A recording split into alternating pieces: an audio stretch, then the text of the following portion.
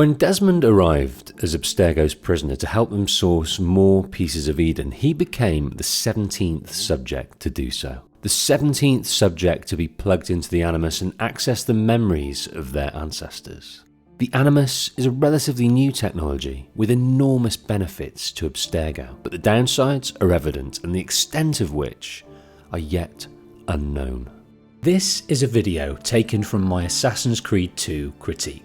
You can view that at the link above now. I'm the Patient Wolf, and my mission is to find, understand and explain the story and lore within video games. If you enjoy this, hit like. If you want more, check out my channel, and if you like those, subscribe. And if you're already subscribed, consider supporting my work via Patreon in the link above now. Prolonged exposure to the Animus can have, side effects. You haven't shown any of the symptoms. Symptoms? What symptoms? Degradation of cognition, temporal hallucinations, multiple awareness issues, overlapping realities, you know. What we're saying, Desmond, is if you're not careful, you may not need the Animus to visit with your ancestors, which wouldn't be a bad thing, assuming you could control it. Up until now, though, no one has. Subject 16. Desmond's predecessor was locked into the Animus for extended periods. His personality overlapped with that of his ancestors and over time drove him insane.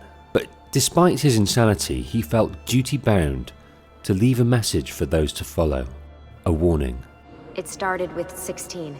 Ah, good old Subject 16. He repainted my room, you know. With his blood.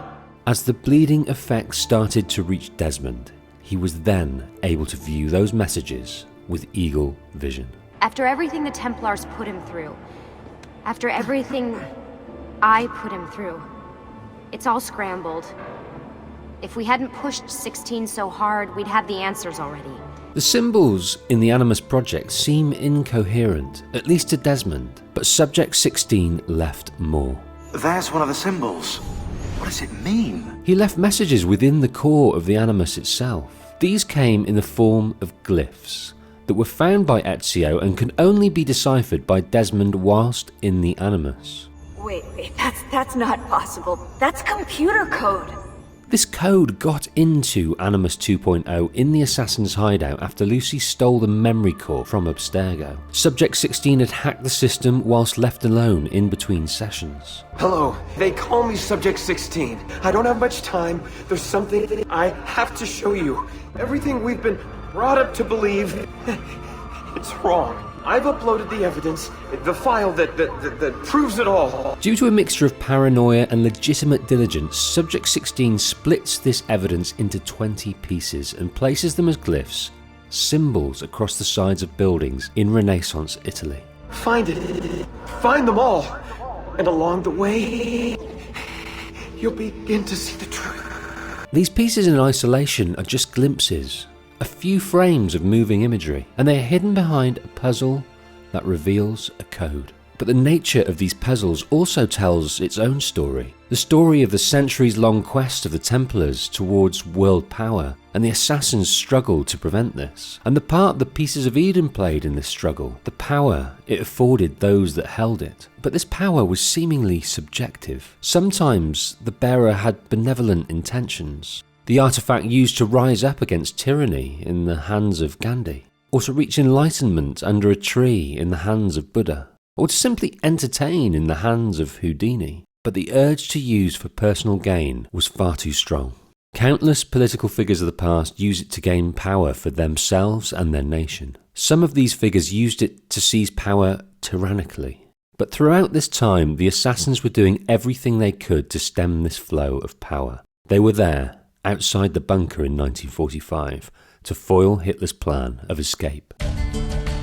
The knowledge gained from the apple allowed the bearer to produce ever larger weapons to protect their power. Some figures in history used the artifacts to seize corporate control, like the Templar Thomas Edison as he sabotaged Nikola Tesla's dream of democratizing energy and communications. The Templars took control of fossil fuels and destroyed Tesla's quest for safe, clean, renewable energy and a free way to connect people throughout the world. Or Henry Ford as he built his factory line automobile empire off of the sweat and the blood of those on the factory floor. The objects of power come in many forms, and many have been found used and hidden all over the world throughout that time, some even beyond it. The space race was more than political one-upmanship. The first men on the moon were there to retrieve a piece of Eden. That was piece of Eden number 5. Piece of Eden number 25 was a sword. Piece of Eden number 34 was a stave or staff, much like the one held in Vatican City during Ezio's time. The end. Almost the end. These puzzles tell us so much, but ultimately, once solved, they reveal a code, which in turn reveals a piece of this moving image. Together, they give us answers. Answers to questions we never knew needed asking. Humans are not the most supreme beings to ever grace the surface of this world. There were the ones that came before, and if we were ever looking for a god, it was them. Mankind's eternal search for some kind of divinity, a creator, is rocked to its very foundations. Because it was not God that created us, it was a superior race. The ones that came before created us for their own ends, to do the work we were designed to do, and the pieces of Eden were created in tandem because they were designed to control our minds, to make us slaves. Indeed, modern scientists not privy to pieces of Eden know of a neural transmitter that lies forever dormant in the brain. It's as if our minds were made for them, manufactured to obey. It is this transmitter that allows the artifacts to wield such power. The ones that came before have long gone, but parts of them still exist. They exist in the children of two worlds, in people like Altair, like Ezio, like Desmond. The ability to use eagle vision is a legacy of the ones that came before, and their union with us. Seemingly genetically passing these gifts to a human bloodline, a bloodline that exists today. And humans have a bloodline that extends back to this moment. The moment that Adam and Eve are cast out by the ones that came before and take the forbidden fruit with them. They broke free from their shackles and forged their own path, and because Subject 16 is part of this bloodline, he was able to access the memory of his ancestors Adam and Eve and produce evidence of this secret. This video recorded by the Animus. The Templars of course know about these origins and have known for some time, and they are hell-bent on keeping it a secret. They deem it vital that the origin of humankind be kept from the world. It was them that fabricated a missing link to keep this revelation from surfacing. It's getting harder. All the pain across time. It hurts too much.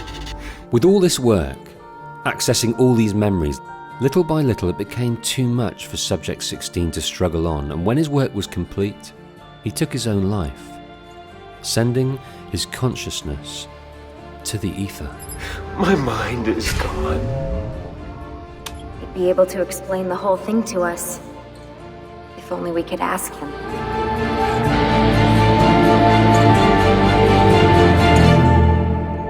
Thank you for watching my lore video on Assassin's Creed 2. If you enjoyed that, there is another video I think you'd like in the top right. And thank you to my patrons for supporting this and future work.